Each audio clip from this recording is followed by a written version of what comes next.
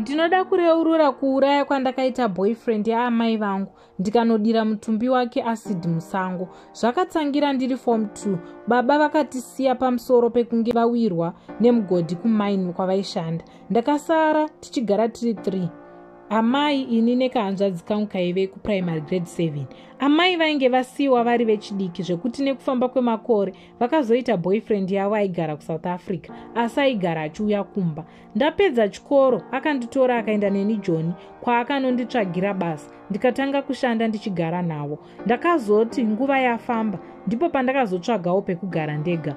Boyfriend yaamai iyi yaichengeta amai nehanzvadzi zvekuti every after 3 months aienda kumusha. Hanzvadzi yangu akanga ave kuita form 5 nguva yacho. Ndakazogadzirira kuenda kumusha paChristmas ndikatengerwa grocery rakawandisa nerandakazotengawo ndikabatanidza ndokunanga kumusha.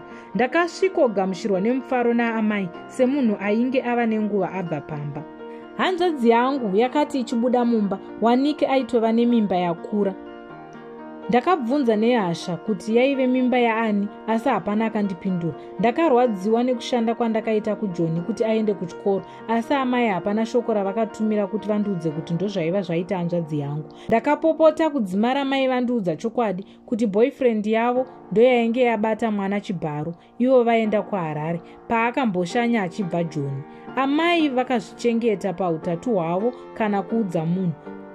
Ndakanyarara zvangu ndikagara 1 week ndokuzodzokera Joni. Ndakati ndichisvika makuseni ndakambozorora ndokuenda usiku kunoona boyfriend iya yaamai. Ndakasvika ndokubva ndabvunza vakati vaikumbira ruregerero ende vaida kuzoripa. Ndakangoti ini ndaita mutete zvaitodana baba mukuru kumusha. Ndakadzokera kumba kwangu asi handina kurara. Ndaive neboys maSouth Africans andaiziva ndikavapa address kuti vanovatora usiku ihwohwo. Vakanovatora tikaenda navo kusango ndikanovabaya nebanga kusvika vafa. Ndopatakazovadira acid kusvika vadyika nyama dzose ndokunocherera zvainge zvasaririra zvacho pasi. Ndakazongotumira shoko kuna amai kuti vaudze hama dzavo kuti vakapondwa nematsotsi kuno.